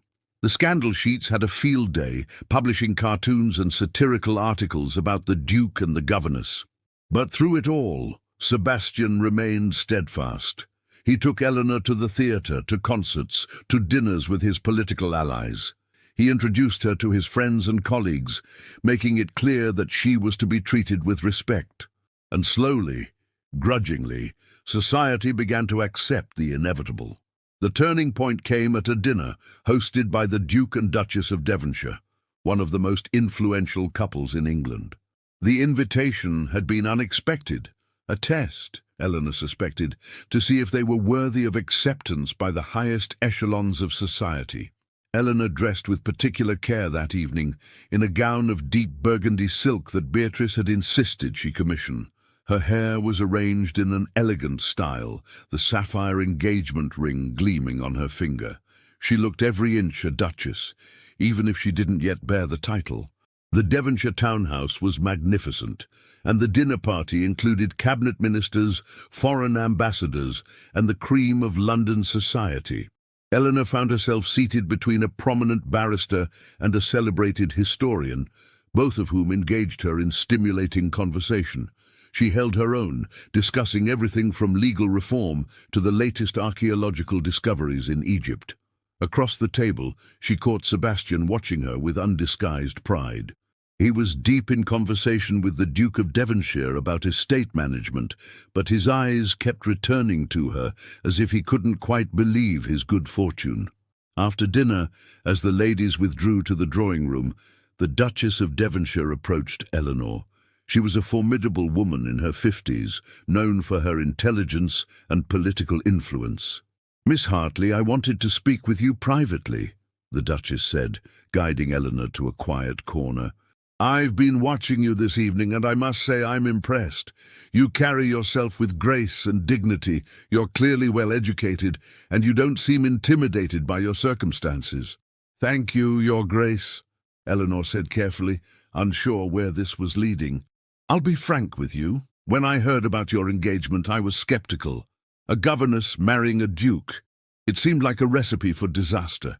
But having met you, I understand Sebastian's choice. You're not some opportunistic social climber. You're a woman of substance who happens to have captured the heart of a good man." The Duchess paused, her expression serious. "Society will test you, Miss Hartley. They'll watch for any misstep, any sign that you're not worthy of your position. But if you remain true to yourself, if you continue to demonstrate the intelligence and character you've shown tonight, you'll win them over. It may take time, but you'll do it." Eleanor felt a surge of gratitude. "Your support means everything, Your Grace. I know I have much to learn about being a duchess, but I'm willing to work for it." "That's exactly the right attitude. And please, call me Georgiana when we're private.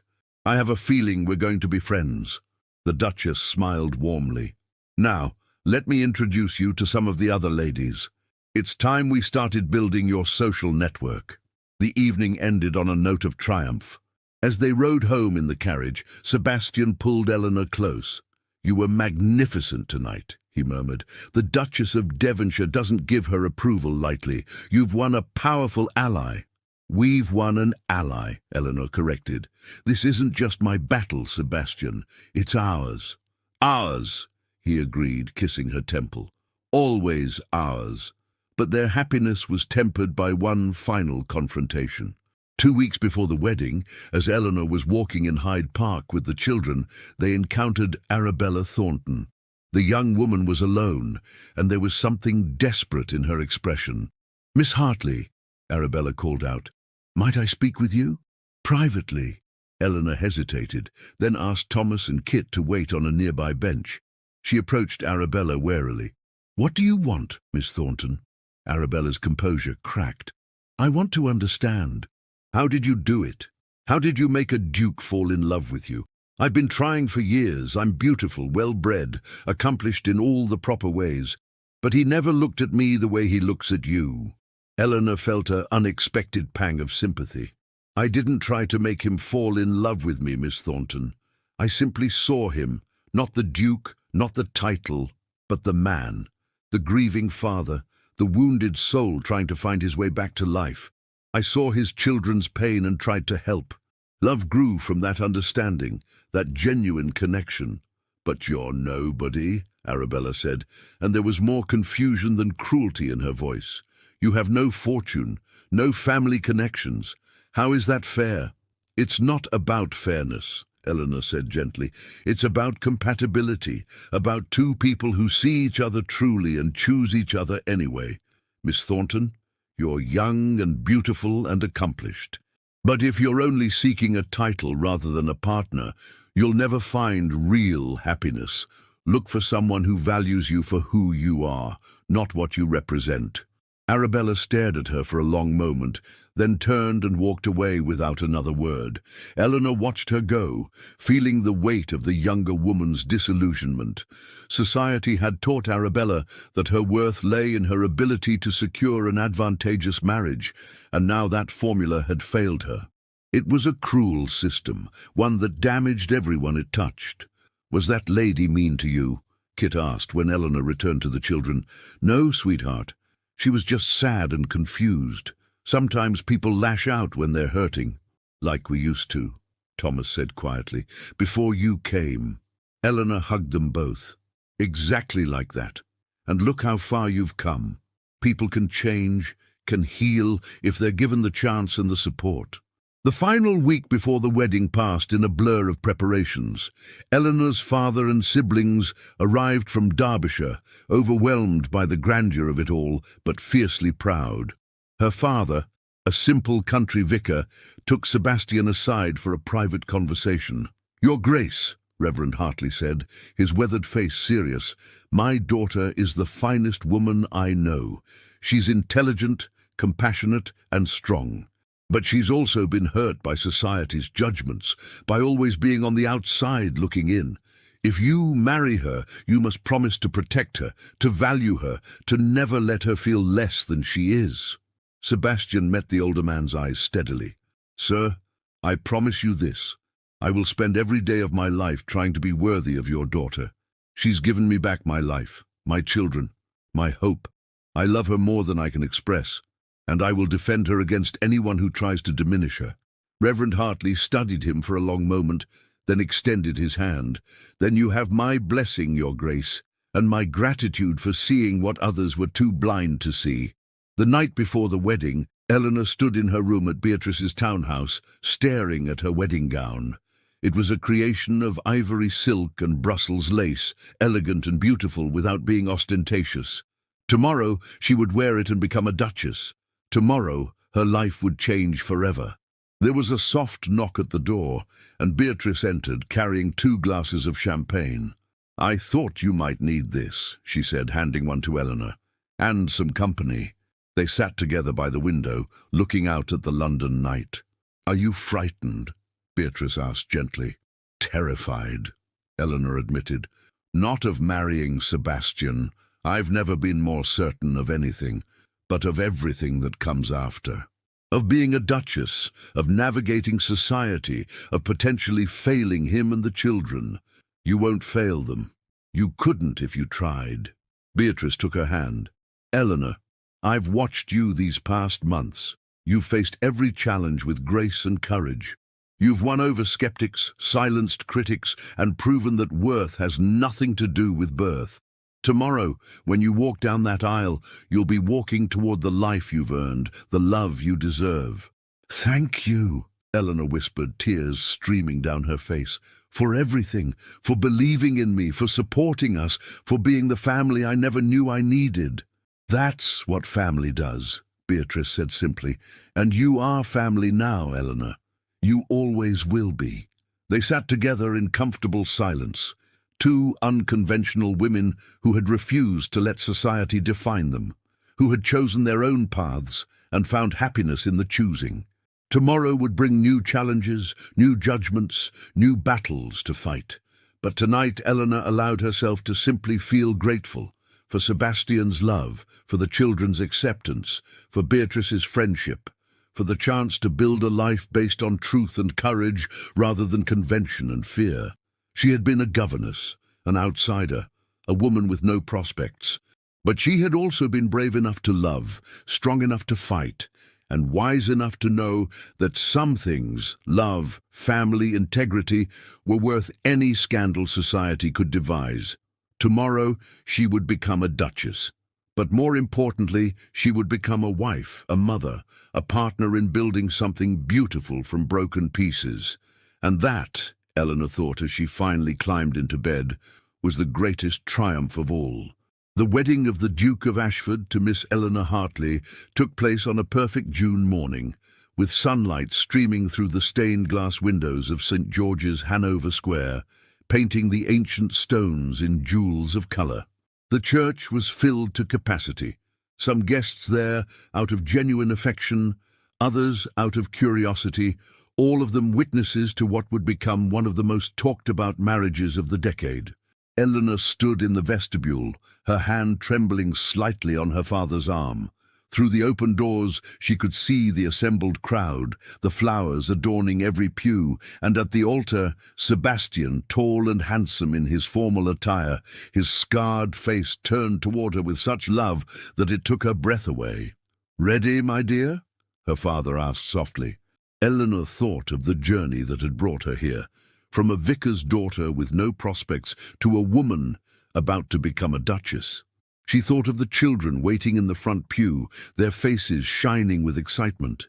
She thought of Beatrice, her staunchest ally, dabbing at her eyes with a handkerchief, and she thought of Sebastian, the wounded man who had learned to love again, who had chosen her above all others. "I'm ready," she said, and meant it with every fibre of her being. The organ swelled with the opening notes of Handel, and Eleanor began her walk down the aisle. She was aware of the whispers, the turned heads, the assessment in countless eyes. But she kept her gaze fixed on Sebastian, and in his eyes she saw only love, pride, and promise. When she reached the altar, he took her hand, and she felt the tremor in his fingers. He was as nervous and overwhelmed as she was. The realization made her smile, and his answering smile was radiant. The ceremony was beautiful in its simplicity. Eleanor's father performed the service, his voice steady and warm as he spoke of love, commitment, and the sacred bond of marriage. When it came time for the vows, Sebastian's voice rang out clear and strong. I, Sebastian Edward Ashford, take thee, Eleanor Rose Hartley, to be my wedded wife, to have and to hold from this day forward, for better, for worse, for richer, for poorer, in sickness and in health, to love and to cherish, till death do us part. Eleanor repeated her own vows, her voice unwavering despite the tears streaming down her face. And when Sebastian slipped the wedding band onto her finger, a circle of gold engraved with words only they could see, Amor vincit omnia, love conquers all, she felt the rightness of it settle into her bones. I now pronounce you man and wife, Reverend Hartley declared. You may kiss your bride. Sebastian cupped Eleanor's face in his hands, his thumbs brushing away her tears, and kissed her with such tenderness and passion that the church erupted in applause. When they finally pulled apart, both breathless and laughing, Eleanor saw Thomas and Kit cheering from the front pew, and her heart overflowed with joy. They were a family now, officially, irrevocably, beautifully a family. The wedding breakfast at Beatrice's townhouse was a lavish affair, with champagne flowing and toasts offered by friends and family.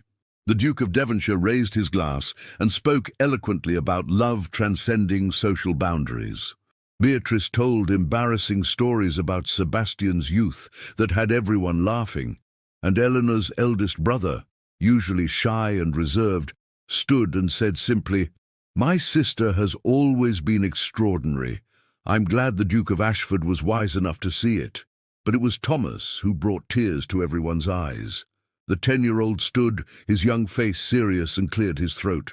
"When our mother died, Kit and I thought we'd never be happy again. We thought Father would stay sad forever, and we'd always feel broken. But then Miss Hartley, Eleanor, came to Ashford Manor. She didn't try to replace our mother. She just loved us exactly as we were. She taught us that broken things can be mended, that grief doesn't last forever, and that it's okay to be happy again." His voice cracked slightly. "She gave us back our father, and now she's given us a new mother. So I want to say thank you, Eleanor. Thank you for saving our family." There wasn't a dry eye in the room. Eleanor crossed to Thomas and pulled him into a fierce embrace, Kit joining them immediately. Sebastian wrapped his arms around all three of them, and for a long moment they simply held each other, a family forged not by blood alone, but by choice, love, and the courage to heal. After the breakfast, as tradition dictated, Sebastian and Eleanor departed for their honeymoon. They had chosen to spend 2 weeks in the Lake District, a place of wild beauty and tranquility, far from London's prying eyes and society's judgments. The cottage Sebastian had rented was charming and private, nestled beside a crystalline lake, with mountains rising in the distance. For the first time in months, they were truly alone, with no servants, no social obligations, no one to judge or assess them. On their first evening, they sat on the cottage porch, watching the sunset paint the sky in shades of gold and rose. Sebastian had his arm around Eleanor, and she leaned into his warmth, feeling utterly content. "Do you have any regrets?" Sebastian asked quietly. "About the scandal, the gossip, the difficulties?" Eleanor considered the question seriously. "I regret that it was necessary, that society made our love something to be ashamed of rather than celebrated. But do I regret choosing you, choosing this life? Never, not for a single moment." "I don't deserve you," Sebastian murmured, pressing a kiss to her temple. "You deserve happiness, Sebastian, we both do. And we've fought hard enough for it that I think we've earned the right to simply enjoy it now."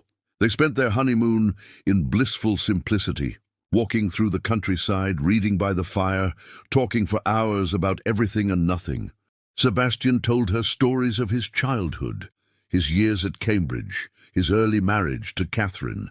He spoke of his late wife with affection and sadness, but without the crushing grief that had once consumed him. "I loved Catherine," he said one evening as they lay in bed, Eleanor's head on his chest. But ours was a different kind of love. Comfortable, expected, appropriate. What I feel for you is something else entirely. It's passionate and challenging and utterly consuming. You make me want to be better, to do better, to live fully rather than simply exist. You do the same for me, Eleanor replied. You've given me a place to belong, a family to love, a purpose beyond mere survival.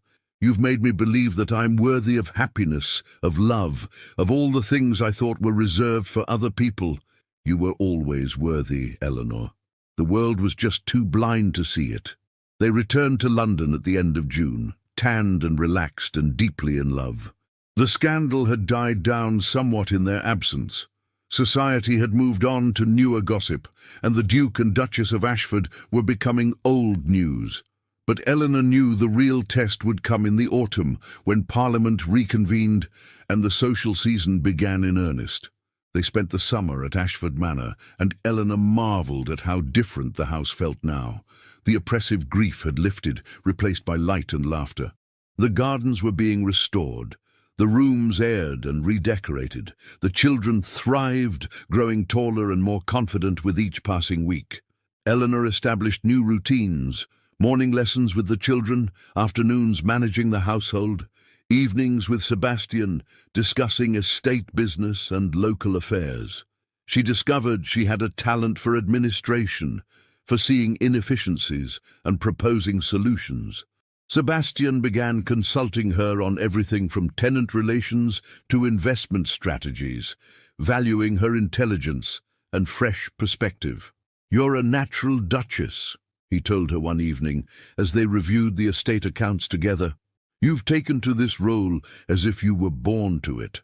"I was born to work hard and think clearly," Eleanor replied with a smile. "The title is just window dressing."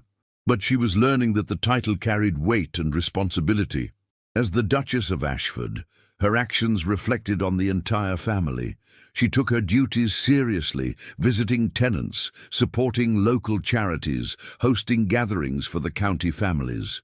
Slowly, grudgingly, even the most skeptical neighbours began to accept her. The turning point came in September, when Eleanor organised a harvest festival for the estate workers and their families. It was an old tradition that had lapsed during Sebastian's years of grief, and its revival was greeted with enthusiasm. Eleanor spent weeks planning every detail: games for the children, music and dancing, abundant food and drink. On the day of the festival, the manor grounds were transformed into a scene of joyful celebration. Eleanor moved through the crowd, speaking with everyone from the head gardener to the youngest scullery maid, remembering names and asking after families. She danced with tenant farmers, admired children's drawings, and judged the pie-baking contest with solemn attention. Sebastian watched her with undisguised admiration. "You're remarkable," he said when she finally returned to his side, flushed and happy. "Look at them. They adore you." "They adore feeling valued and appreciated," Eleanor corrected. "I'm just giving them what they deserve, respect and recognition." But it was more than that, and they both knew it. Eleanor had brought warmth and humanity back to Ashford Manor. She had reminded everyone, from the Duke himself to the lowest servant, that titles and positions mattered less than kindness and genuine connection.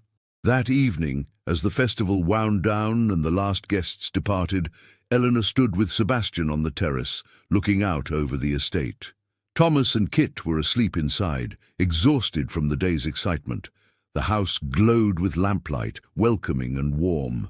"Do you remember the first time you saw this place?" Sebastian asked, his arm around her waist. "I remember thinking it looked like a fortress built to keep the world at bay," Eleanor said. "Dark and imposing and utterly intimidating. And now? Now it looks like home." Sebastian turned her to face him, his expression serious. "Eleanor, I need you to know something. When I asked you to marry me, I knew I was asking you to take on an enormous burden. The title, the responsibilities, the scrutiny. But you've exceeded every expectation. You haven't just become a duchess. You've become the heart of this family, the soul of this estate. You've made Ashford Manor a home again." Eleanor felt tears prick her eyes. "We did it together, Sebastian. You let me in, let me help, let me be a partner rather than just an ornament. That's what made the difference." "Then let's keep doing it together," he said, pulling her close, "for the rest of our lives." The autumn brought them back to London for the social season, and Eleanor faced it with newfound confidence. She had proven herself at Ashford Manor. Now she would prove herself in society's most demanding arena. The Duchess of Devonshire became her mentor and friend, introducing Eleanor to influential women and guiding her through the intricacies of aristocratic social life. Eleanor attended charity galas and political dinners, hosted her own gatherings, and gradually built a reputation as an intelligent, compassionate, and effective duchess. There were still those who whispered behind their fans who would never fully accept the governess-turned-duchess, but their numbers dwindled as Eleanor's grace and capability became undeniable. And those who had initially judged her most harshly often became her most ardent supporters once they actually met her. Lady Ashworth, who had been so cutting at Beatrice's salon, approached Eleanor at a Christmas ball with an expression of chagrin. "Your Grace, I owe you an apology," she said stiffly. "I judged you unfairly, based on prejudice rather than character. Having observed you these past months, I see that the Duke made an excellent choice. You're a credit to your position." "Thank you, Lady Ashworth," Eleanor replied graciously. "I appreciate your honesty, and I hope we can move forward as friends rather than adversaries." It was a small victory, but it represented something larger. The slow shift in society's perception, the grudging acknowledgement that perhaps love and character mattered more than birth and fortune. But the most satisfying moment came in the new year, when Eleanor received a letter from an unexpected source. It was from Arabella Thornton, written in a careful hand. "Dear Duchess of Ashford, I hope you will forgive the presumption of this letter. I have been thinking a great deal about our conversation in Hyde Park, and I wanted you to know that your words affected me profoundly. You were right. I had been seeking a title rather than a partner, measuring my worth by society's standards rather than my own. It was a hollow pursuit that brought me no happiness. I have since met someone, a younger son with no title and modest prospects, but with kindness and intelligence and a genuine appreciation for who I am rather than what I represent. My mother is horrified, of course, but I find I no longer care what she thinks. Thank you for showing me that there is another way to live, another measure of success. You have been braver than I could ever be, and I admire you for it. With sincere regards, Arabella Thornton." Eleanor showed the letter to Sebastian, who read it with a thoughtful expression. "You've started a revolution," he said with a slight smile. "One heart at a time. Hardly a revolution, just a reminder that we all have choices, even when society tells us we don't." Spring returned to London, bringing with it a special joy. Eleanor discovered she was expecting a child. The news filled the household with excitement. Thomas and Kit were thrilled at the prospect of a baby brother or sister, already planning how they would teach the infant everything they knew. "Will the baby call us brother and sister?" Kit asked one evening as Eleanor tucked her into bed. "Of course, darling. You'll be the baby's big sister, and Thomas will be the big brother. You're all my children, equally loved. Even though Thomas and I came first, and we had a different mother," Eleanor smoothed Kit's golden curls.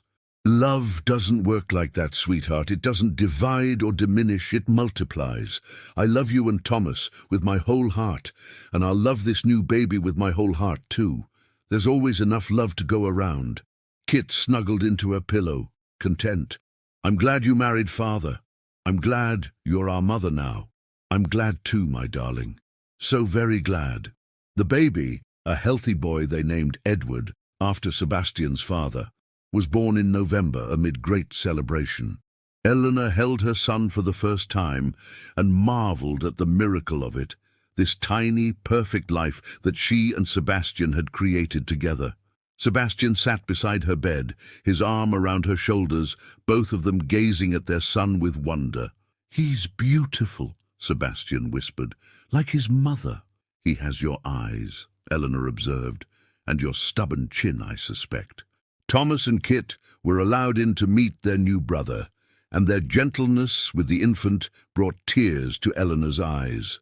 They had come so far, these wounded children who had once been labelled troubled and wild. Now they were confident, loving, secure in their place in the world.